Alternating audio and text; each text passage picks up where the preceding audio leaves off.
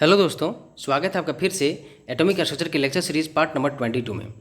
Previous lecture में हम लोगों ने हाइजेनबर्ग के अनसर्टेनिटी प्रिंसिपल के बारे में पढ़ा था, जिससे ऑर्बिटल का जो कंसेप्ट है वो सामने निकल के आया था। हाइजेनबर्ग अपने अनसर्टेनिटी प्रिंसिपल में कहते हैं कि चूंकि इलेक्ट्रॉन एक वेव है, वो मैटर वेव है और न्यूक्लियस के चारों तरफ एक तरंग की भांति, एक तरंग की तरह घूमता रहता है और उसका कोई फिक्स रास्ता नहीं होता। वो कहीं भी इस न्यूक्लियस के चारों तरफ घूमता रहता है और इसके रास्ते को हम लोग ट्रेस नहीं कर सकते। वो एक फिक्स्ड पाथवे को फॉलो नहीं करता। इसके रास्ते को इसलिए ट्रेस नहीं कर सकते क्योंकि किसी भी वेव का आप एक समय में साइमल्टेनियसली उसकी वेलोसिटी अर्थात उसकी मोमेंटम और उसकी पोजीशन अर्थात न्यूक्लियस से कितना दूरी पर है, इस चीज़ को आप बता नहीं सकते। एक साथ आप दोनों चीज़ों को मेजर नहीं कर सकते। अगर आप 100% एक्यूरेसी के साथ में बता देंगे कि वो कहाँ पे है, तो आप फिर आप नहीं बता पाएंगे कि उसकी वेलोसिटी कितनी थी। अगर उसकी वेलोसिटी आप 100% एक्यूरेसी के साथ बता देते हैं तो आप फिर ये नहीं बता पाएंगे कि वो कहाँ पे थी अर्थात उसकी पोजीशन कहाँ थी। मतलब अगर 100% के साथ अगर एक चीज़ को बताते हैं तो दूसरी चीज़ में इन्फिनाइट गलती आ जाएगी। फिर इसी चीज़ को दूसरे रूप में वो लिखते हैं कि मान लिया कि डेल्टा एक्स जो है वो उसके पोजीशन के मेजरमेंट में त्रुटि को दिखाता है, एरर को दिखाता है, और डेल्टा पी मान लिया कि उसके मोमेंटम के मेजरमेंट में जो त्रुटि हुई, एरर हुई, उसको रिप्रेजेंट करता है। दोनों का जो प्रोडक्ट होगा वो इक्वल टू और ग्रेटर देन होगा h/4 के। ऐसा हम लोगों ने प्रीवियस लेक्चर में देख लिया था। और ओवरऑल जो हमारे पास जो एटम का जो पिक्चर आया था वो ये आया था कि एक न्यूक्लियस होती है, चारों तरफ इलेक्ट्रॉन जो है वो एक तरंग की तरह घूमता रहता है और हमें उस इलेक्ट्रॉन की लोकेशन के बारे में कुछ नहीं पता। वो जो इलेक्ट्रॉन है वो न्यूक्लियस के चारों तरफ कहीं भी हमें मिल सकता है, कहीं भी हम उसको प्राप्त कर सकते हैं। तो फिर फर्दर हाइजेनबर्ग कहते हैं कि न्यूक्लियस के चारों तरफ इलेक्ट्रॉन के पाए जाने की संभावना हर जगह पे है, और जिस जगह पे इलेक्ट्रॉन की पाए जाने की संभावना सबसे मैक्सिमम होगी अर्थात जिस जगह पे इलेक्ट्रॉन सबसे ज़्यादा मैक्सिमम टाइम स्पेंड करता है, that probable region, that 3 dimensional region is known as orbital. तो ऑर्बिटल क्या हुआ? एक 3 डायमेंशनल रीजन हुआ जहाँ पे इलेक्ट्रॉन जो है उसके पाए जाने की संभावना सबसे मैक्सिमम है अर्थात मैक्सिमम टाइम स्पेंड करता है इलेक्ट्रॉन वहाँ पे। तो 3D रीजन जहाँ पे probability of finding an electron is maximum, जहाँ पे इलेक्ट्रॉन के पाए जाने की संभावना, इलेक्ट्रॉन डेंसिटी के संभावना सबसे ज़्यादा मैक्सिमम हो जिस जगह पे, उस रीजन को हम लोग ऑर्बिटल कहते हैं। ऐसा हम लोगों ने देख लिया था। अब कोई भी रीजन है, मतलब क्षेत्र है, एरिया है, जिसे हम लोग ऑर्बिटल कह रहे हैं, जहाँ पे इलेक्ट्रॉन सबसे ज़्यादा मैक्सिमम मिल रहा है, तो उस रीजन का कुछ ना कुछ तो साइज होगा, कुछ ना कुछ तो शेप होगा और कुछ ना कुछ तो उसका ओरिएंटेशन होगा स्पेस में। एक्स एक्सिस के अलोंग कुछ अलग ओरिएंटेशन होगा, वाई एक्सिस के अलोंग अलग ओरिएंटेशन होगा, जेड एक्सिस के अलोंग अलग ओरिएंटेशन होगा। अब ये सवाल का जवाब फिर कैसे मिलेगा हमें?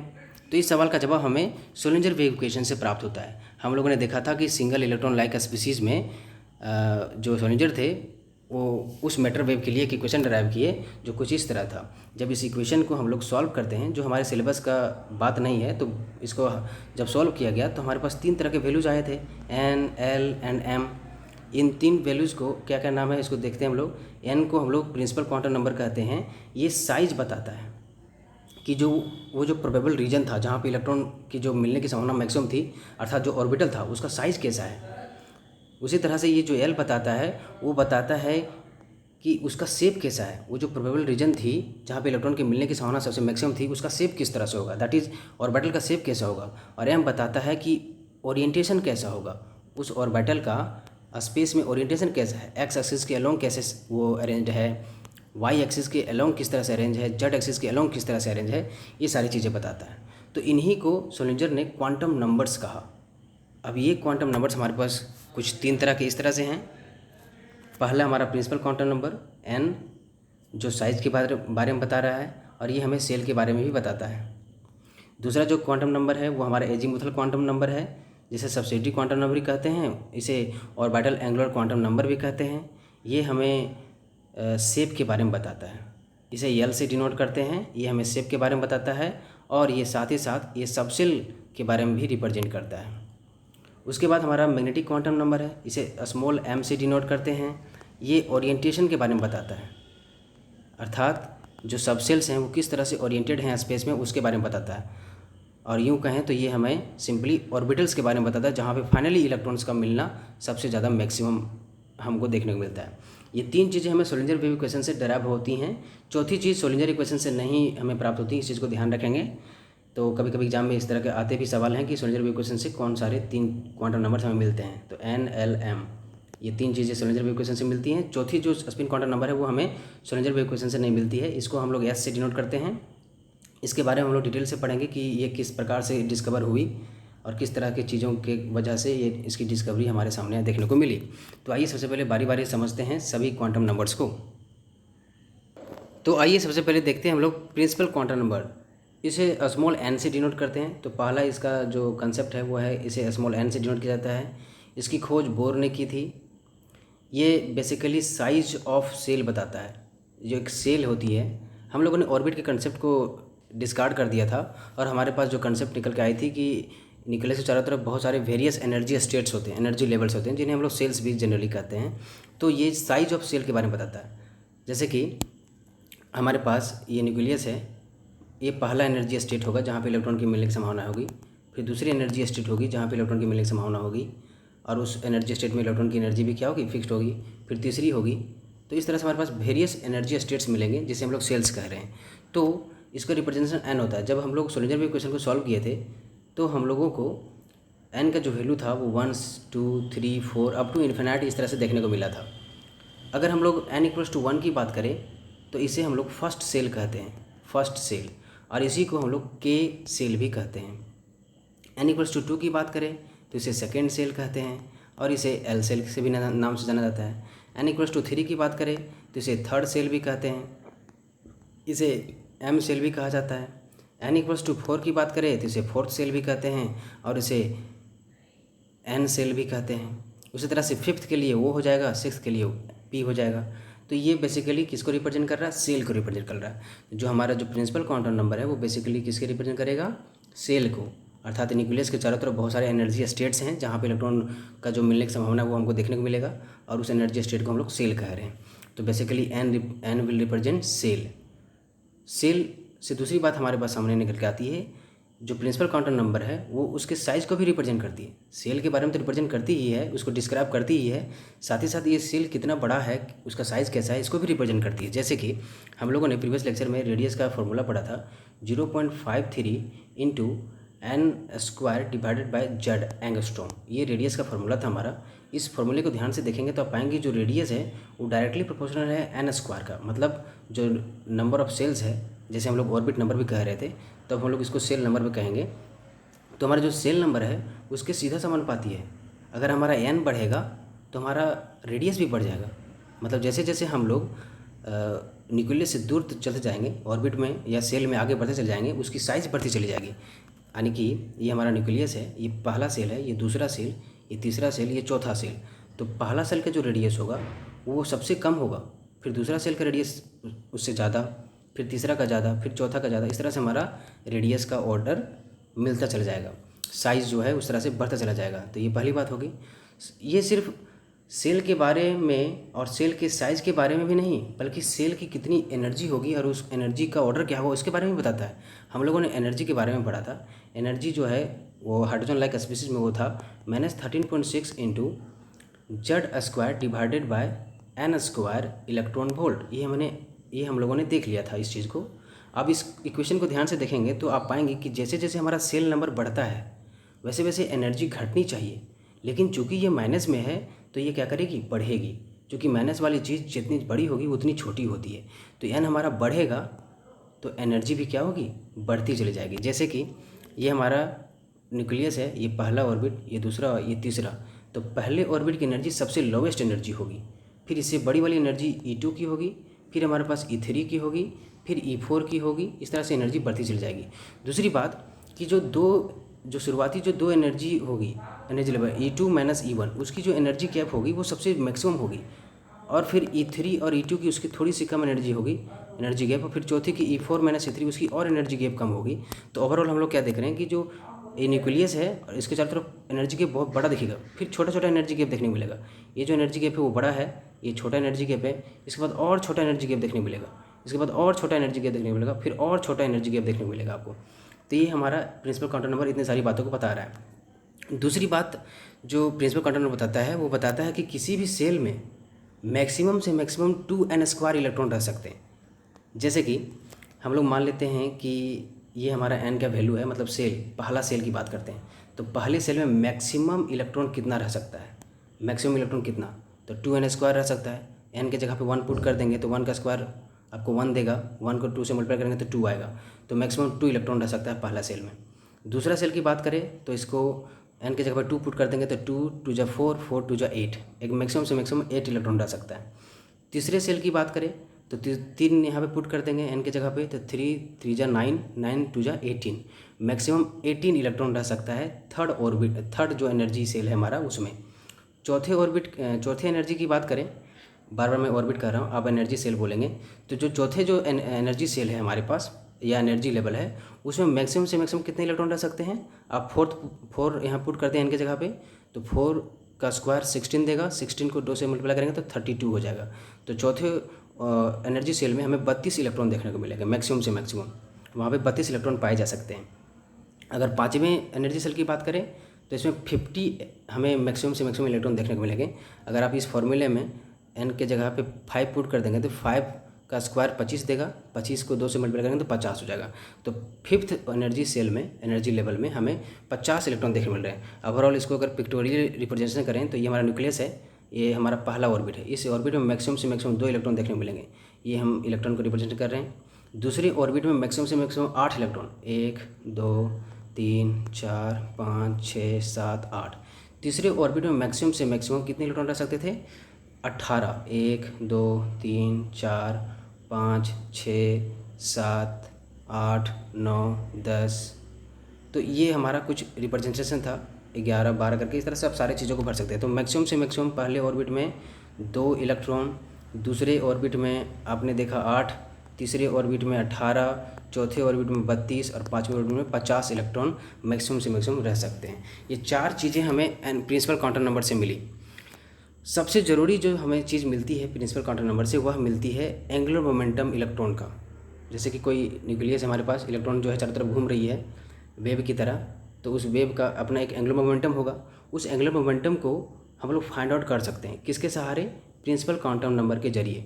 प्रिंसिपल क्वांटम नंबर n अगर हमें पता रहेगा तो उस इलेक्ट्रॉन का एंगुलर मोमेंटम कैलकुलेट कर सकते हैं। जैसे कि एंगुलर मोमेंटम क्या होता है, NH/2π, हमें n चाहिए होगा।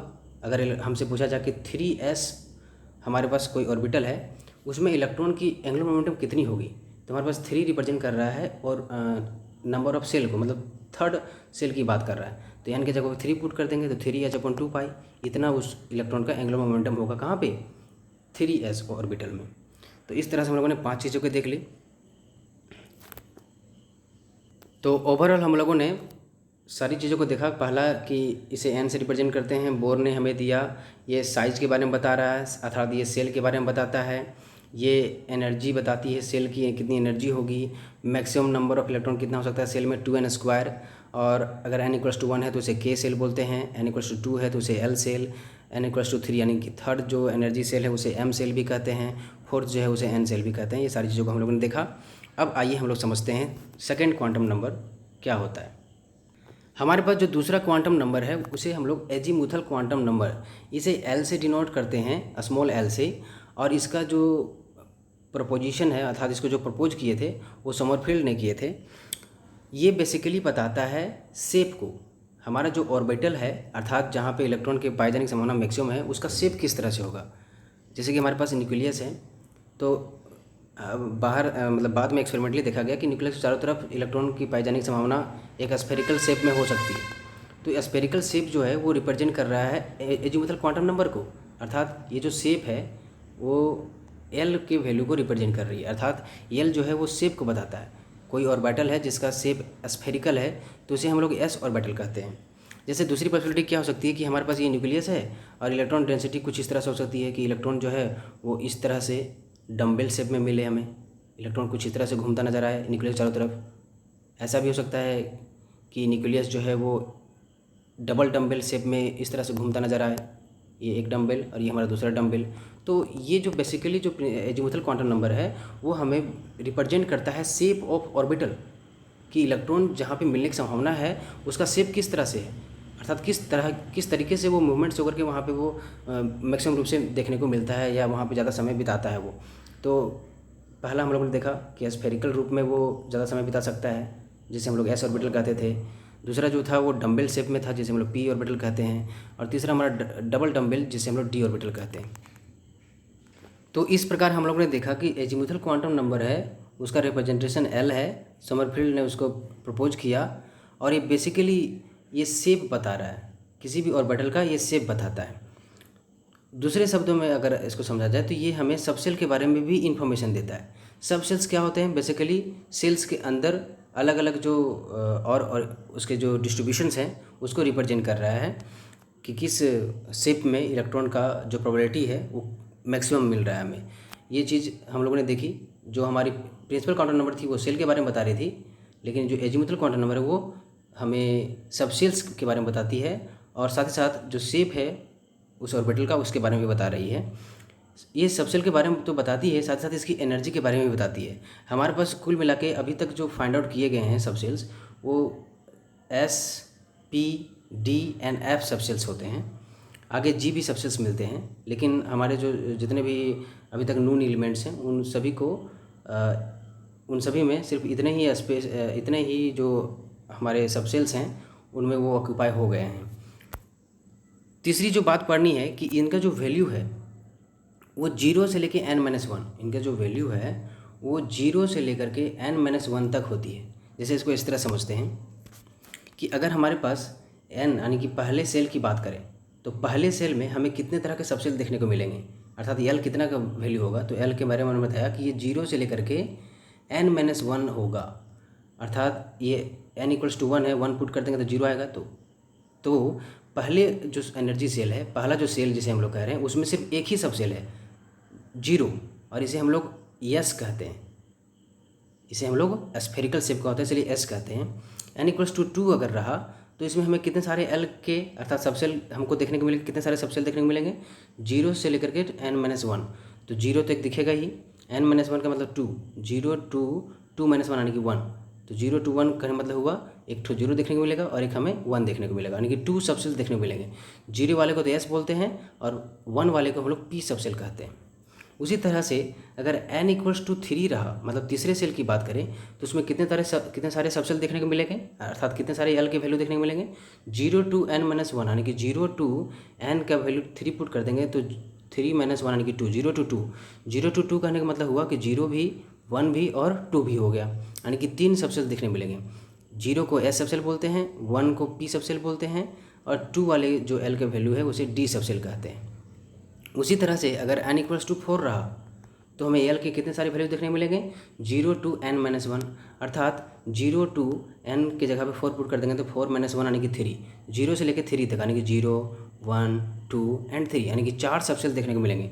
0 वाले को एस सबसेल, अगर 1 है तो उससे हम लोग पी सबसेल कहते हैं, और l=2 है तो इसे डी सबसेल बोलेंगे, l=3 है तो इसे एफ सबसेल बोलते हैं। अर्थात ओवरऑल जो हमारे पास पिक्चर आया वो क्या आया कि अगर l का वैल्यू 0 है तो इसे यस सबसेल बोलते हैं, यस सबसेल। अगर l=1 आया तो इसे पी सबसेल कहते हैं, l=2 आया तो इसे डी सबसेल कहते हैं, l=3 आया तो इसे हम लोग एफ सबसेल कहते हैं। अब आपको मान लेते हैं एग्ज़ाम में पूछा जाए कि n=5 है तो बताइए कि l का कितना सारा वैल्यू होगा। तो अभी आप लोगों को मैंने बताया कि l का वैल्यू 0 से लेकर के n-1 तक होता है। तो n=5 है तो l का जो वैल्यू आएगा वो क्या क्या आने वाला है 0 to n-5, मतलब 5-1 यानी कि 4, 0 to 4 आने वाला है। 0 to 4 आप सारा वैल्यू लिख दीजिए, 0 1 2 3 एंड 4, यानी कि टोटल 5 हमें सबसेल देखने को मिलेंगे, 0 वाला, 1 वाला, 2 वाला, 3 वाला और 4 वाला। तो इस तरह से हम लोग एल के वैल्यूज़ को फाइंड आउट कर सकते हैं। एल बेसिकली क्या बता रहा है, शेप ऑफ द ऑर्बिटल, या तो ये सबसेल के बारे में हमें बता रहा है। दूसरे रूपों में हम लोग इसके वैल्यू को कुछ इस तरह भी दिखा सकते हैं कि एल का जो वैल्यू है 0 से बड़ा या बराबर हो सकता है और n-1 से छोटा या बराबर हो सकता है, ऐसा हम लोगों ने देखा था। दूसरी बात, ये जो एजीमुथल क्वांटम नंबर है वो सबसेल्स की एनर्जी के बारे में भी बताता है, अर्थात एस सबसेल की एनर्जी सबसे कम होती है, फिर पी सबसेल की, फिर डी सबसेल की, फिर एफ सबसेल की हमारे पास एनर्जी सबसे मैक्सिमम एनर्जी होती है। काफ़ी इसका कॉम्प्लेक्स स्ट्रक्चर होता है।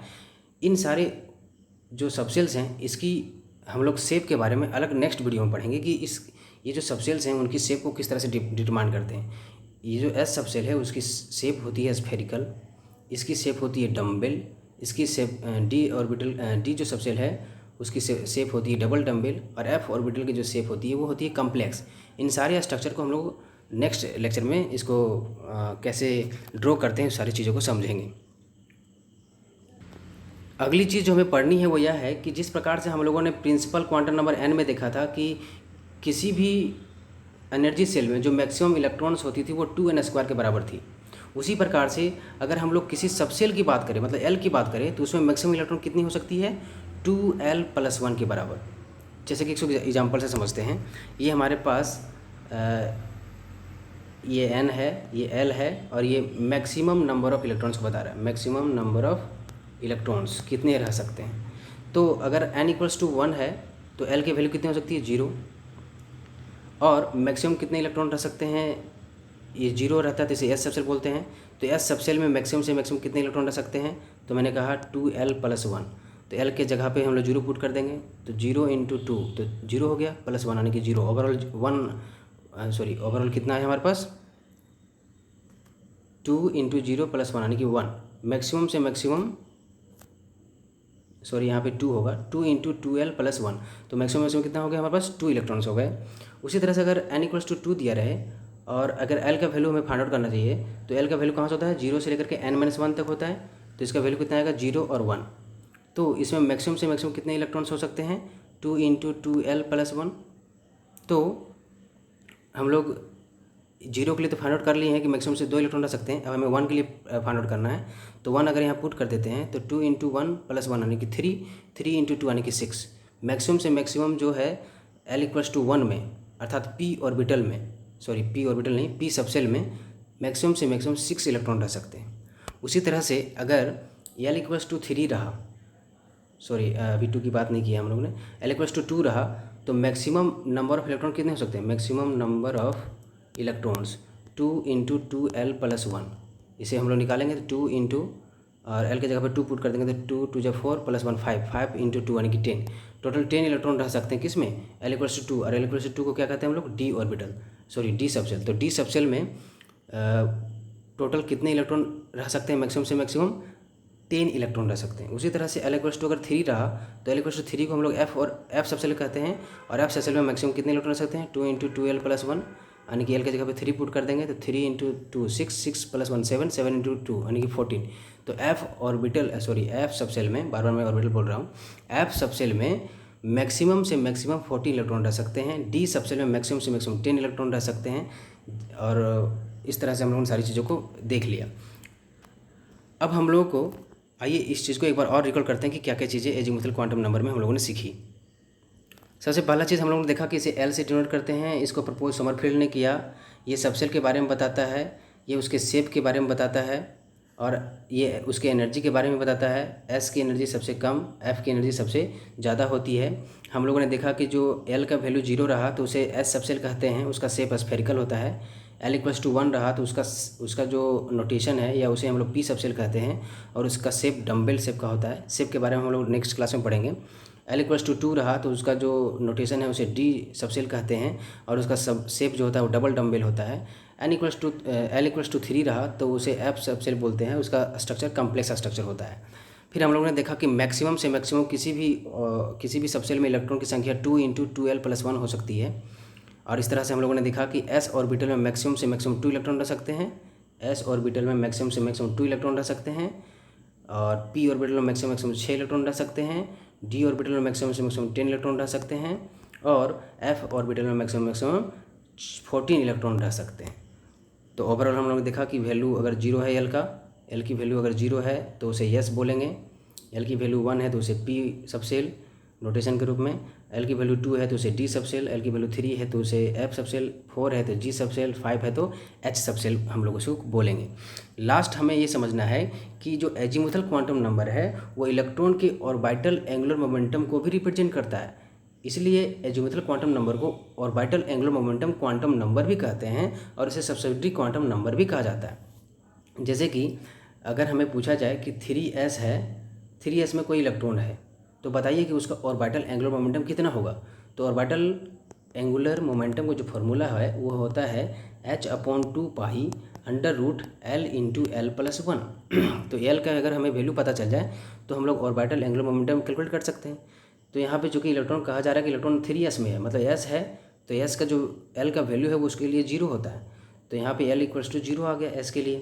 तो यहाँ पे l का वैल्यू 0 पुट कर देंगे तो h/2 into under root 0 into 0 plus 1, यानी कि ओवरऑल वैल्यू हमारा 0 आने वाला है। तो 3s जो हमारा सबसेल है उसमें इलेक्ट्रॉन का जो ऑर्बिटल एंगुलर मोमेंटम है वो 0 होगा। इसी तरह से आप 3p 3d के लिए अलग अलग निकाल सकते हैं l का वैल्यू पुट करके। ये सारी चीज़ें हम लोगों ने देख ली एजीमुथल क्वांटम नंबर में। अब हम लोग तीसरा जो क्वांटम नंबर है उसके बारे में पढ़ते हैं। हमारे पास तीसरा जो क्वांटम नंबर है उसे मैग्नेटिक क्वांटम नंबर कहते हैं। इसे m से रिप्रेजेंट किया जाता है। इसको प्रपोज जीमान ने किया था और इन्होंने जीमान इफेक्ट को भी शो किया था, प्रूव किया था इसको प्रपोज करने के बाद, और एक्सप्लेन किया था उस चीज़ को। ये बेसिकली बताता है ओरिएंटेशन ऑफ ऑर्बिटल्स। ये किस तरह से 3 डायमेंशनल स्पेस में एक्स एक्सिस के अलोंग, वाई एक्सिस के अलोंग जो ऑर्बिटल्स होते हैं वो अरेंज होते हैं, उस चीज़ को ये रिप्रेजेंट करता है। जैसे कि आप इस पिक्चर में देख सकते हैं, ये जो हमारे सबसेल्स हैं पी सबसेल्स, तो उसके पास 3 अवसर हैं, चांसेस हैं कि वो तीनों एक्सिस के अलोंग अपना अरेंजमेंट शो कर सकता है स्पेस में। एक्स एक्सिस के अलोंग अरेंजमेंट शो करेगा तो वो डम्बल शेप का इस तरह से वो शो कर सकता है। ये हमारा बीच में न्यूक्लियस रहेगा और इलेक्ट्रॉन के पाए जाने की संभावना कुछ इस तरह से होगी डम्बल शेप में। उसी तरह से वाई एक्सिस के अलोंग भी इलेक्ट्रॉन के पाए जाने की संभावना डम्बल शेप में हो सकती है। उसी तरह से जेड एक्सिस में भी इलेक्ट्रॉन के पाए जाने की संभावना डम्बल शेप में हो सकती है। तो इस तरह से 3 तरह के ओरिएंटेशन हमको स्पेस में देखने को मिलते हैं। तो इसे ही हम लोग मैग्नेटिक क्वांटम नंबर्स के नाम से अर्थात एम के वैल्यू के नाम से जानते हैं। इसे सिंपली एम एल से डिनोट किया जाता है। तो मैग्नेटिक क्वांटम नंबर बेसिकली क्या रिप्रेजेंट कर रहा है कि किस तरह से हमारे जो सबसेल्स हैं वो अरेंज्ड हैं स्पेस में, और उस तरह का जो अरेंजमेंट है दैट इज कॉल्ड ऑर्बिटल्स। तो अब जो मैग्नेटिक क्वांटम नंबर्स हैं वो ऑर्बिटल्स के बारे में हमें बताने के लिए आएंगे सामने। ये हमारा एस सबसेल है। इसमें किसी तरह का कोई डायरेक्शन फिक्स नहीं है। ये तीनों एक्सिसों में समान रूप से हमें मिलता है। चूँकि इसका शेप स्फेरिकल है तो इसलिए समान रूप से 3 एक्सिस में हमें देखने को मिलता है, एक्स वाई जेड में। उसी प्रकार से हमारे पास डी सबसेल है। तो डी सबसेल में भी जो पॉसिबल अरेंजमेंट हो सकते हैं, ओरिएंटेशन हो सकते हैं, वो कुछ इस तरह से हैं कि हमारे पास डी सबसेल है। अब डी सबसेल जो है वो 3 एक्सिसेज हैं उसके पास। चूँकि डी सबसेल जो है उसका शेप डबल डम्बल होता है, कुछ इस तरह से डम्बल शेप का होता है वो। ये न्यूक्लियस है, एक डम्बल शेप में वो इस तरह से, दूसरे डम्बल में इस तरह से वो न्यूक्लियस के पाए जाने की संभावना होती है। तो ये डबल डम्बल शेप जो है वो 5 तरीके से शो हो सकता है, अर्थात उसका 5 तरीके से अरेंजमेंट हो सकता है 3 डायमेंशनल स्पेस में। तो पहले वाले को डी एक्स वाई, दूसरे को डी वाई जेड, फिर उसके बाद डी एक्स जेड, फिर चौथा है D x square Y square, फिर है डी जेड स्क्वायर। इन सारे का जो अरेंजमेंट होगा स्पेस में वो अलग होगा। आप देख सकते हैं इस पिक्चर में। हम लोग इसके बारे में डिटेल से नेक्स्ट लेक्चर में पढ़ेंगे कि किस तरह से अरेंज होते हैं ये। तो ये जो अरेंजमेंट है, अलग अलग जो अरेंजमेंट पॉसिबल हो सकते हैं किसी सबसेल के लिए, that is called magnetic quantum number. उसे ही हम लोग ऑर्बिटल्स के नाम से जान रहे हैं। तो ये जो एक्स एक्सिस के अलोंग जो हम लोगों ने देखा अभी प्रीवियस वीडियो में, प्रीवियस स्लाइड में, अभी हम लोगों ने देखा कि जो पी एक्स के अलोंग जो ऑर्बिटल अरेंज्ड है डबल शेप में, दैट इज़ पी एक्स, इसे हम लोग एक ऑर्बिटल कहेंगे। लेकिन अगर सिंपली पी लिखा रहे तो this is subshell, this will represent subshell. लेकिन इसी को हम लोग अगर आइडेंटिफाई करके बता दिए कि ये एक्स एक्सिस के अलोंग अरेंजमेंट शो कर रहा है, दैट इज़ ऑर्बिटल। अगर उसी तरह से पी वाई बोल दिए तो ये ऑर्बिटल को रिप्रेजेंट करेगा, पी जेड बोल दिए तो ये ऑर्बिटल को रिप्रेजेंट करेगा। लेकिन अगर सिंपली पी बोल रहे हैं तो दैट मीन्स वो सबसेल को रिप्रेजेंट कर रहा है। उसी प्रकार से अगर हम लोग डी बोल रहे हैं तो ये सबसेल को रिप्रेजेंट करेगा। लेकिन अगर डी एक्स वाई बोल दिए तो हमने क्या कर दिया कि उसकी डायरेक्शन अर्थात उसके अरेंजमेंट को भी यहाँ पे शो कर दिया कि जो डी सबसेल है वो एक्स वाई एक्सिस के अलोंग अरेंजमेंट शो कर रहा है। तो ये हमें ऑर्बिटल को रिप्रेजेंट करेगा। तो d x y, d y z, d x z, d x square Y square, d z square जो होते हैं ये सब ऑर्बिटल को रिप्रेजेंट करते हैं, जबकि डी जो है वो सबसेल को रिप्रेजेंट कर रहा है। नेक्स्ट जो हमें देखनी है मैग्नेटिक क्वांटम नंबर में, वह देखनी है कि इसकी वैल्यू कहाँ से कहाँ लाई कर सकती है। एम एल की वैल्यू कहाँ से कहाँ हो सकती है। तो एम एल की वैल्यू जो है वो -L से लेकर के +L तक हो सकती है। अगर दूसरे टर्म में लिखा जाए तो ये -L से बड़ा और बराबर हो सकता है m का वैल्यू, और प्लस l से छोटा या बराबर हो सकता है। जैसे कि अगर हम लोग कहें कि l इक्वल्स टू 0 है, मतलब यस सबसेल है, तो उसमें हमें कितने तरह के ओरिएंटेशन देखने को मिल सकते हैं। एम एल वैल्यूज़ कितने देखने को मिलेंगे। एम एल वैल्यूज़ किसको रिप्रेजेंट कर रहा है, ओरिएंटेशन को। तो कितने तरह के ओरिएंटेशन देखने को मिलेंगे हमें। तो इसका वैल्यू कहाँ से कहाँ लाया करेगा, -l टू +l। तो ये 0 है तो 0 ही रहेगा, मतलब एक ही ओरिएंटेशन है स्पेस में, एक ही तरह का ओरिएंटेशन है, दैट इज स्फेरिकल शेप में। स्फेरिकल शेप में जैसे एस हम लोग कह रहे हैं। एल इक्वल्स टू अगर 1 रहा, जैसे हम लोग पी सबसेल कह रहे हैं, तो पी सबसेल कितने तरीके से अरेंज हो सकता है। अभी हम लोग ने देखा था 3 तरीके से कैसे आ सकता है। देखिए इसका वैल्यू कहाँ से कहाँ लाया करेगा, -l टू +l। तो -1 से लेकर के 2 +1, तो -1 फिर बीच में 0 भी तो आता है, फिर +1। तो 3 तरह के पॉसिबल अरेंजमेंट हम लोगों ने देखा था स्पेस में, px, py एंड pz। तो ये -1 0 +1 क्या बता रहा है, बेसिकली बता रहा है स्पेशियल ओरिएंटेशन, कि स्पेस में वो किस तरह से अरेंज है। 3 तरीके से अरेंज है, एक्स एक्सिस के अलोंग, कोई वाई एक्सिस के अलोंग, कोई जेड एक्सिस के अलोंग, और ये कोई भी वैल्यू ऑक्यूपाई कर सकता है। ज़रूरी नहीं है कि px के लिए -1 ही होगा या pz के लिए 0 ही होगा, कोई भी वैल्यू हो सकता है। उसके बाद अगर l इक्वल्स टू 2 रहा, l इक्वल्स टू 2 रहा, अर्थात हम लोग डी सबसेल की बात कर रहे हैं, तो एम एल की वैल्यू कितनी सारी हो सकती है, -l टू +l। तो -l मतलब -2 से लेकर के +2 तक जितने वैल्यू होंगे, तो -2 पहला आ गया, फिर -1, फिर 0, फिर +1, फिर +2, इतने सारे वैल्यू आएंगे -2 से +2 के बीच। अर्थात 5 पॉसिबल अरेंजमेंट थे। डी सबसेल में हम लोगों ने देखा था कि डी सबसेल्स जो था वो 5 अलग अलग स्पेशल अरेंजमेंट में सजा था, अभी हम लोगों ने देखा था। तो ये -2, -1, 0, +1, +2 क्या बता रहा है, स्पेशियल ओरिएंटेशन को 5 अलग अलग तरीके से ये डी सबसेल अरेंज हो सकता है स्पेस में। इसका जो शेप है डबल डम्बेल, वो 5 तरीके से स्पेस में ओरिएंट हो सकता है। ऐसा चीज़ हम लोगों ने देखा। अगर l इक्वल्स टू 3 की बात करते हैं, यानी कि एफ सबसेल की बात करते हैं, तो इसमें एम एल वैल्यूज़ कितने सारे देखने को मिलेगा, -l टू +l, अर्थात -3 से ले करके +3 तक। तो इसको करते हैं -3, फिर -2, फिर -1, इसके बीच में -2, -1, 0, +1, +2 तो है ही, और साथ में हमारा +3 लास्ट वाला बच गया। तो टोटल कितने हो गए, 3, 3, 6 और 1 7 तरह के अरेंजमेंट देखने को मिलेंगे हमको। किस में, एफ ऑर्बिटल में। एफ ऑर्बिटल का कम्प्लेक्स स्ट्रक्चर होता है, इसलिए हमने उसको ड्रॉ नहीं किया। तो उसके 7 तरह के स्पेशल अरेंजमेंट हैं। तो आई होप आपने ये चीज़ें समझ ली होंगी कि ये -3, -2, -1, +1, +2, +3, 0, ये सब स्पेशल ओरिएंटेशन को रिप्रेजेंट कर रहे हैं कि किस तरह से सारे जो ऑर्बिटल्स हैं, सारे जो सबसेल्स हैं वो किस तरह से अलग अलग ऑर्बिटल्स में अरेंज्ड हैं, मतलब ये किस तरह से स्पेशल अरेंजमेंट को शो कर रहे हैं। उसके बाद जो सबसे इंपॉर्टेंट चीज़ समझनी है वो हमें समझनी है कि किसी ऑर्बिटल में एक सेल है और उसमें कितने सारे नंबर ऑफ ऑर्बिटल्स होंगे उसे निकालना। जैसे कि n इक्वल्स टू 1 दिया है, तो नंबर ऑफ ऑर्बिटल्स कितने हो सकते हैं। नंबर ऑफ ऑर्बिटल मतलब l के वैल्यूज़ कितने सारे हो सकते हैं। जैसे n इक्वल्स टू 1 है, तो l का वैल्यू कहाँ से कहाँ तक था, l का वैल्यू जो था 0 से लेकर के n-1 तक था। n इक्वल्स टू 1 है तो l का वैल्यू भी 0 आएगा, मतलब एक सबसेल ही देखने को मिला। उसके बाद अगर हम लोग देखें n इक्वल्स टू 2 में, तो हमें कितने सारे l के वैल्यूज़ देखने को मिलेंगे, मतलब नंबर ऑफ ऑर्बिटल्स, ये l का वैल्यूज़ था। और ऑर्बिटल्स की बात कर रहा है जब, तो हमें ये l तो हमें सबसेल के बारे में बताता है, लेकिन अगर ऑर्बिटल्स की बात करना हो, अर्थात हमें एम एल वैल्यूज़ की बात करनी पड़ेगी, तो एम एल वैल्यू जो 0 आएगा तो हमें एक ही ऑर्बिटल देखने को मिलेगा। n इक्वल्स टू 2 की बात करें तो l का वैल्यू 0 भी हो सकता है और 1 भी, क्योंकि 0 से n-1 तक जाता है। और एम एल का वैल्यू कहाँ से कहाँ जाता है, -l टू +l, अर्थात एक तो इसके लिए आएगा, और l इक्वल्स टू 1 है तो इसका वैल्यू जो होगा वो -1 से +1, अर्थात -1 फिर 0 फिर +1, यानी कि टोटल कितने हो गए, 4 हमें ऑर्बिटल्स देखने को मिलेंगे। तो ओवरऑल इसके लिए अगर फॉर्मूला ड्राइव किया जाए कि n इक्वल्स टू 2 दिया है तो हमें 4 ऑर्बिटल देखने को मिला। एक छोटा सा एग्जांपल और लेते हैं, n इक्वल्स टू 3 रहा, अगर n इक्वल्स टू 3 रहा तो l के कितने सारे वैल्यूज होंगे, 0 से लेकर के n-1, यानी कि 0 से लेकर के n वैल्यू पुट कर देंगे तो 2 हो जाएगा। तो 0 से 2 यानी कि 0 भी होगा, 1 भी होगा, 2 भी होगा। अब एम एल वैल्यू निकालते हैं। एम एल वैल्यू कहाँ से कहाँ होता है, -l से +l तक। तो पहले 0 के लिए निकालते हैं, 0 के लिए निकालेंगे तो 0 ही होगा एम एल वैल्यू।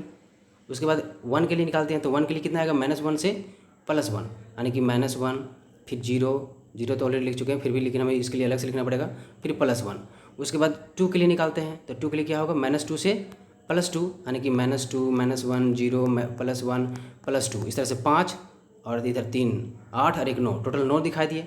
तो ओवरऑल क्या देखने को मिल रहा है कि अगर हमें किसी सेल में ऑर्बिटल की संख्या निकालनी हो, जैसे n = 2 दिया था, तो हमें ml वैल्यू कितने देखने को मिलेंगे 4। तो फार्मूला क्या आएगा n²। मतलब अगर n सेल में अगर ऑर्बिटल की संख्या पूछा जाए तो उसका स्क्वायर कर देंगे तो उतना हमें ऑर्बिटल देखने को मिलेगा। लेकिन अगर वही सबसेल की बात पूछे जाए तो सबसेल कितना देखने को मिलेंगे हमको, इस केस में l का जो वैल्यू होता है वो होता है 0 से n-1। तो 0 to 1 यानी कि 0 और 1 दो ही हमें देखने को मिले, सबसेल हमें 2 ही देखने को मिलेंगे, लेकिन हमें ऑर्बिटल्स कितने देखने को मिलेंगे, 4 ऑर्बिटल देखने को मिलेंगे। उसी तरह से अगर हमारे पास एक सबसेल में पूछा जाए कि ऑर्बिटल कितने होंगे, मतलब l = 0 है तो उसमें कितने सारे ऑर्बिटल्स होंगे, तो ml का वैल्यू -l से +l होता है। 0 ही दिया है तो 0 ही, यानी कि एक ही ऑर्बिटल देखने को मिलेगा। s सबसेल में एक ही ऑर्बिटल देखने को मिलेगा, एक ही ऑर्बिटल देखने को मिलेगा, मतलब एक ही अरेंजमेंट देखने को मिलेगा। l = 1 है यानी कि p सबसेल है, तो p सबसेल में कितने तरह के ओरिएंटेशन देखने को मिलेंगे, अरेंजमेंट देखने को मिलेंगे। तो हम लोग कैसे निकालेंगे, इसका वैल्यू कहाँ से कहाँ लाई करता है, -l to +l, यानी कि -1 से +1, यानी कि -1 फिर 0 फिर +1, -1 और +1 के बीच में 0 भी आता है। तो 3 तरह के हमको अरेंजमेंट देखने को मिल रहे हैं, अर्थात l = 1 है तो हमें 3 तरह के ओरिएंटेशन देखने को मिल रहे हैं, मतलब 3 तरह के ऑर्बिटल्स देखने को मिलेंगे, px, py एंड pz। तो इसका अगर फॉर्मूला बनाना हो किसी भी सबसेल में, अगर हमें निकालना हो ऑर्बिटल की संख्या तो कैसे निकालेंगे, तो 2l + 1, मतलब number of orbitals in a subshell equals to 2l + 1। 2l + 1 अगर l = 1 यानी कि p सबसेल की बात करें कि उसमें कितना सारा ऑर्बिटल्स होगा p सबसेल में, तो हम लोग l के जगह पे 1 पुट कर देंगे, 2 × 1 + 1 यानी कि 3 हो गया, तो 3 ऑर्बिटल्स देखने को मिलेंगे। तो इस तरह से हम लोगों ने मैग्नेटिक क्वांटम नंबर को समझा। आइए एक छोटा सा एग्जांपल से और इसको क्लैरिफाई करने की कोशिश करते हैं। जैसे कि हमारे पास वैल्यू है n = 1, अगर 1 वैल्यू है तो l का n अगर हमारा 1 है तो l के कितने सारे पॉसिबल वैल्यूज हो सकते हैं, 0 से लेकर n-1। n के जगह पे 1 पुट कर देंगे तो 0 आएगा, तो ओवरऑल हमारे पास 0 एक ही वैल्यू देखने को मिल रहा है l, यानी कि हमें s सबसेल देखने को मिल रहा है।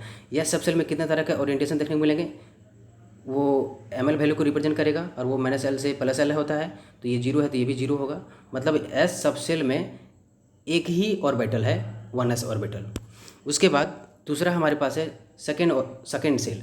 सेकेंड सेल में l का जो वैल्यू होगा वो 0 और 1 होगा, क्योंकि इसका वैल्यू 0 से लेकर n-1 होता है। तो इसमें l = 0 है तो वो s सबसेल देखने को मिलेगा, और l = 1 आ रहा है तो p सबसेल देखने को मिलेगा। तो n जो सेकेंड सेल है उसमें 2 तरह के सबसेल देखने को मिले, 0 और 1, अर्थात s सबसेल और p सबसेल। उस s और p सबसेल में कितने तरह के ऑर्बिटल्स देखने को मिलेंगे, टोटल हमें 4 तरह के देखने को मिलेंगे। कैसे कैसे देखिए, 0 के लिए तो हमें 0 दिखाई देगा एक अरेंजमेंट, अर्थात ml वैल्यू 0 1 होगा, जैसे हम लोग 2s कह रहे हैं, क्योंकि 0 जो वैल्यू होता है l का वो s को रिप्रेजेंट कर रहा है, तो 2s हो गया हमारे लिए पहला ऑर्बिटल। दूसरा ऑर्बिटल क्या होगा, p के लिए अगर निकालना चाहें तो पॉसिबल अरेंजमेंट क्या होगा, -l से +l, यानी कि -1 0 और 1।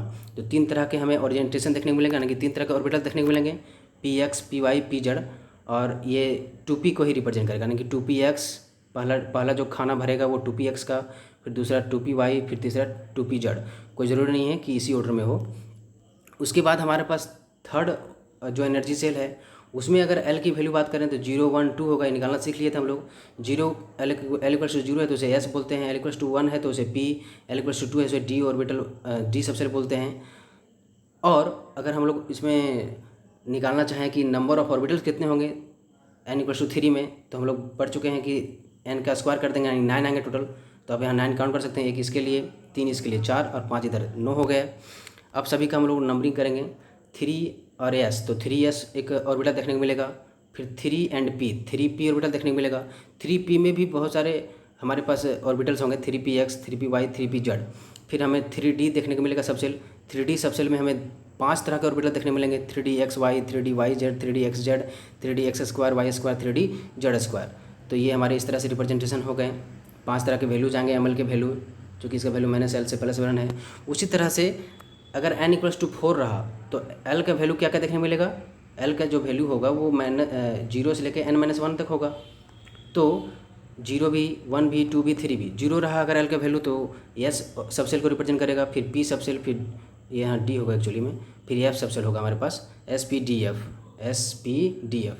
तो 4 तरह के हमें सबसेल देखने को मिलेंगे। फिर इन सबसेल के अंदर ऑर्बिटल्स अलग अलग होंगे। S सबसेल के अंदर ऑर्बिटल एक ही होगा 4s। P सबसेल के अंदर कितना ऑर्बिटल होगा? 3 ऑर्बिटल होगा, 4px, 4py, 4pz। ये चूँकि फोर्थ एनर्जी सेल की बात कर रहे हैं तो 4p होगा, और यहाँ 4d होगा, और यहाँ पे 4f होगा। तो 4f सबसेल के अंदर 7 तरह के ऑर्बिटल्स देखने को मिलेंगे। वो कॉम्प्लेक्स है, उसके बारे में हम लोग फर्दर पढ़ेंगे। और 4d के अंदर 5 तरह के ऑर्बिटल देखने को मिलेंगे। कौन कौन से देखे थे हम लोगों ने?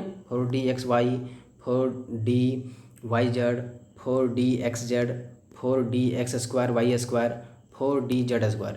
ये इस तरह के हमें ऑर्बिटल्स देखने को मिलेंगे। तो आप इसको घर में प्रैक्टिस करें कि अगर n=1 हो तो फिर l का क्या क्या वैल्यू हो सकता है, यानी कि सबसेल का वैल्यू क्या क्या हो सकता है। फिर सबसेल का वैल्यू मिल जाए तो फिर आप समझिए कि ऑर्बिटल कितने सारा कैसे निकालेंगे। उसी तरह से अगर आप n=5 ले लेते हैं तो n=5 होने के बाद आप फिर इसमें पॉसिबल जो सबसेल का वैल्यू होगा, यानी कि l का क्या क्या पॉसिबल वैल्यू होगा उसे निकालिए। फिर l का निकालने के बाद फिर कितने सारे ऑर्बिटल्स का वैल्यू होगा उसे निकालिए, और इसको आप घर में प्रैक्टिस करें। लास्ट जो हमारा चौथा क्वांटम नंबर है, जिसे हम लोग स्पिन क्वांटम नंबर कहते हैं, इसे हम लोग S से रिप्रेजेंट करते हैं। इसकी ज़रूरत तब पड़ी जब हमारा जो सॉल्यूशन हुआ, प्रॉब्लम कहाँ पे आई कि जब मल्टी इलेक्ट्रॉन स्पीसीज़ की बात होने लगी, उसमें जो फाइन स्पेक्ट्रा मिल रही थी, उस स्पेक्ट्रा में भी बहुत सारे हम लोग को स्प्लिटिंग नज़र आ रहे थे। वो स्पेक्ट्रा डुप्लेट्स में भी दिखाई दे रहा था, ट्रिपलेट्स में भी दिखाई दे रहा था। तो उस चीज़ को एक्सप्लेन करने के लिए श्रोडिंगर वेव इक्वेशन पर्याप्त नहीं था, और हम सिर्फ 3 चीज़ों से, अर्थात 3 क्वांटम नंबर n, l और m से उस फाइन स्पेक्ट्रा को एक्सप्लेन नहीं कर पाते थे। तो इसलिए साइंटिस्ट ने सोचा कि ज़रूर कोई और मोर एनर्जी लेवल वहाँ पे प्रजेंट होगा, जिसकी वजह से ये हमें स्प्लिटिंग ऑफ फाइन स्पेक्ट्रा देखने को मिल रहा है। तो इसलिए उन्होंने एक नया कंसेप्ट हमारे सामने रखा, और इस कंसेप्ट को रखा कौन? उन्होंने 1925 में सैमुअल गॉडस्मिथ ने ये प्रपोज किया कि चौथा तरह का क्वांटम नंबर है इलेक्ट्रॉन, जिसे हम लोग इलेक्ट्रॉन स्पिन क्वांटम नंबर कह रहे हैं। और ये बेसिकली क्या रिप्रेजेंट कर रहा है? ये बेसिकली रिप्रेजेंट करता है direction off spin off electron को। मतलब इसको इस तरह समझिए कि हमारे पास सोलर सिस्टम है, बीच में सन है हमारे पास, सन के चारों तरफ सभी प्लैनेट्स घूमते रहते हैं, और अर्थ भी हमारा उसी के चारों तरफ घूमता रहता है। एक बात तो हम लोग और भी जानते हैं कि अर्थ तो सन के चारों तरफ घूमता ही है, साथ साथ अपने एक्सिस पर वो रोटेट भी करता है। अपने एक्सिस के अलोंग वो रोटेशन भी शो करता है, रिवोल्यूशन भी करता है और रोटेशन भी करता है। उसी प्रकार से इलेक्ट्रॉन भी क्या करता है, न्यूक्लियस के चारों तरफ तो चक्कर लगाता ही है, लेकिन वो खुद आपस में अपने एक्सिस के अलोंग रोटेशन करता भी है। तो अब इसके पास रोटेशन के 2 रास्ते हैं। पहला यह है कि वो अपने एक्सिस के अलोंग क्लॉकवाइज घूमे, क्लॉकवाइज अर्थात घड़ी के सुई के दिशा के समान अपनी मूवमेंट शो करे इलेक्ट्रॉन अपने एक्सिस के अलोंग। ध्यान रहे, अपने एक्सिस के अलोंग घूमती है इलेक्ट्रॉन। और दूसरे जो ऑप्शन है उसके पास क्या है, एंटी क्लॉकवाइज डायरेक्शन में घूमे। तो बस अपने मन से बस इसको रख दिया गया, क्लॉकवाइज को +1 बोल दिया गया और एंटी क्लॉकवाइज को -1। ये ज़रूरी नहीं है, आप दोनों को इंटरचेंज भी कर सकते हैं। तो ये कोई सर्वमान्य सिद्ध नहीं है कि क्लॉकवाइज को +1 ही मानेंगे, एंटी क्लॉकवाइज को -1 ही मानेंगे। बस एक सुविधा के लिए हम लोग इसको कह रहे हैं कि क्लॉकवाइज है तो उसे +1 मानेंगे, एंटी क्लॉकवाइज है तो उसे -1/2 मान के चलते हैं। तो स्पिन जो है इलेक्ट्रॉन का, स्पिन क्वांटम नंबर, वो इलेक्ट्रॉन के स्पिन के बारे में बताता है और वो किस डायरेक्शन में मूव कर रहा है उसके बारे में बताता है। तो अगर क्लॉकवाइज के बोल रहा है तो जनरली हम लोग +1/2 लेके चलते हैं इलेक्ट्रॉन का स्पिन, अर्थात वो क्लॉकवाइज घूम रहा है। इसे स्पिन अप भी कह सकते हैं, और स्पिन डाउन हम इसे एंटी क्लॉकवाइज जो स्पिन है उसे कह सकते हैं स्पिन डाउन। ये हमारा स्पिन डाउन हो गया और ये हमारा स्पिन अप हो गया। तो इस तरह से हम लोगों ने चारों क्वांटम नंबर के बारे में जानकारी ले ली। तो जो पॉसिबल जो वैल्यू है स्पिन क्वांटम नंबर का वो 2 ही हो सकता है, या तो +1/2 या तो -1/2। +1/2 -1/2 जरूरी नहीं कि क्लॉकवाइज और एंटी क्लॉकवाइज रिप्रेजेंट करे, किसी को भी आप क्लॉकवाइज और एंटी क्लॉक मान के चल सकते हैं। अब आइए कुछ क्वेश्चंस करते हैं। जैसे इसमें पूछा जा रहा है what is the total number of orbital. ध्यान दें, ऑर्बिटल पूछ रहा है, सबसेल नहीं। Associated with the principal quantum number, हमें अभी हम लोगों ने पढ़ा कि n=3 रहा तो नंबर ऑफ ऑर्बिटल्स कितने देखने को मिलेंगे हमें, l कितने देखने को मिलेंगे, n², अर्थात 3 का स्क्वायर, यानी कि टोटल 9 हमें ऑर्बिटल देखने को मिलेंगे। अब 9 ऑर्बिटल कैसे फाइंड आउट करें, आइए समझते हैं इसको। जैसे कि n=3 है तो l के कितने सारे वैल्यूज हो सकते हैं, 0, 1 और 2। चूँकि एल का वैल्यू 0 से लेकर के n-1 तक होता है। n का वैल्यू 3 पुट कर देंगे 2 तक होगा, तो ये 0 से 2 तक वैल्यू हमारा हो गया। अब ये हमारा सबसेल है। 0 अगर l = 0 है तो ये एस सबसेल को बताएगा, l = 1 है तो ये पी सबसेल को, l = 2 है तो ये डी सबसेल को बताएगा। एस सबसेल में कितने सारे ऑर्बिटल होते हैं हम लोगों ने पढ़ा। 0 मतलब एक ही ऑर्बिटल होता है, 1s ऑर्बिटल होता है। पी सबसेल में कितने तरह के ऑर्बिटल देखने को मिलते हैं, कैसे ऑर्बिटल निकालते हैं, अर्थात ml वैल्यू कैसे निकालते हैं। इसका वैल्यू -l से +l तक जाता है। तो l = 1 है तो ml का वैल्यू कितना हो जाएगा, ml का जो वैल्यू होगा वो हो जाएगा -1, 0, +1। तो 3 तरह के ऑर्बिटल देखने को मिलेंगे हमें, -1, 0, +1, यानी कि एक px देखने को मिलेगा, एक py और एक pz। उसी प्रकार से डी ऑर्बिटल की बात करें तो डी ऑर्बिटल में डी सबसेल में कितने सारे ऑर्बिटल देखने को मिलेंगे, 5 तरह के। अगर आप निकालना चाहेंगे तो डी का एल का वैल्यू 2 है तो इसमें एम एल वैल्यूज होगा -2, -1, 0, +1, +2। तो ये 5 तरह के ऑर्बिटल देखने को मिलेंगे और इनसे हमें 5 तरह के ऑर्बिटल और काउंट करेंगे तो 5, 3, 8 और 1, 9, टोटल 9 तरह के हमें ऑर्बिटल देखने को मिलेंगे। दूसरा जो क्वेश्चन हमारा है वो कहता है using SPDF notations describe the orbitals with the following quantum numbers. तो हमें सभी का हमें डिस्क्रिप्शन देना है कि कौन सा ऑर्बिटल है वो। जैसे कि इसमें पूछा जा रहा है n = पहला नंबर में n = 2 है तो मतलब ये किस सेल को बता रहा है, सेकेंड ऑर्बिट को, सेकेंड एनर्जी सेल को। l = 1 है, इसका मतलब क्या हुआ कि ये हमें p सेल के बारे में बता रहा है। तो ये किसकी बात कर रहा है, 2p ऑर्बिटल की बात कर रहा है। अब 2p ऑर्बिटल में 2px भी हो सकता है, 2py भी हो सकता है, 2pz भी हो सकता है, कोई भी ऑर्बिटल हो सकता है। दूसरा क्वेश्चन हमारा है बी नंबर में n = 4 है, l = 0 है तो कौन सा ऑर्बिटल होगा। तो n = 4 है मतलब फोर्थ एनर्जी सेल की बात कर रहा है, l = 0 मतलब s सब सेल की बात कर रहा है, तो s हमारा 4s ऑर्बिटल हो जाएगा। फिर उसी तरह से अगर हम लोग c की बात करें तो n = 5 है, l = 3 है। 5 एनर्जी सेल की बात कर रहा है, l = 3 रहता है तो किसकी बात करते हैं, f सब सेल की बात करते हैं। l = 0 रहता है तो s, 1 रहता है तो p, 2 रहता है तो d और 3 रहेगा तो f सब सेल की बात करते हैं। तो ये 5f की बात कर रहा है। अब 5f में 7 तरह के ऑर्बिटल पॉसिबल हैं, उस 7 तरह में से कोई भी एक ऑर्बिटल हो सकता है। उसी प्रकार से हमारे पास चौथा नंबर जो क्वेश्चन है वो n = 3 और l = 2 है। 2 बता रहा है डी सब सेल को, तो ये 3 एनर्जी सेल की बात कर रहा है तो 3D ये सबसेल की बात कर रहा है मतलब। तो 3D सबसेल में आप सभी जानते हैं कि 5 तरह के पॉसिबल ऑर्बिटल हो सकते हैं, 3D XY, 3D YZ, 3D XZ, 3D X² and 3D Z²। ये पाँचों में से कोई भी ऑर्बिटल हमारा हो सकता है। तो इस तरह से आप सारे क्वेश्चंस को करेंगे। आई होप आपको सेल, सबसेल और ऑर्बिटल के बीच में डिफरेंस समझ में आ गया होगा और क्वांटम नंबर क्या रिप्रेजेंट करता है उसे भी समझ लिए होंगे। अगर फिर भी किसी तरह की दिक्कत हो तो आप मुझे कमेंट सेक्शन में पूछ सकते हैं। Thanks for watching my videos, please do subscribe and share to your friends and colleagues. Thank you.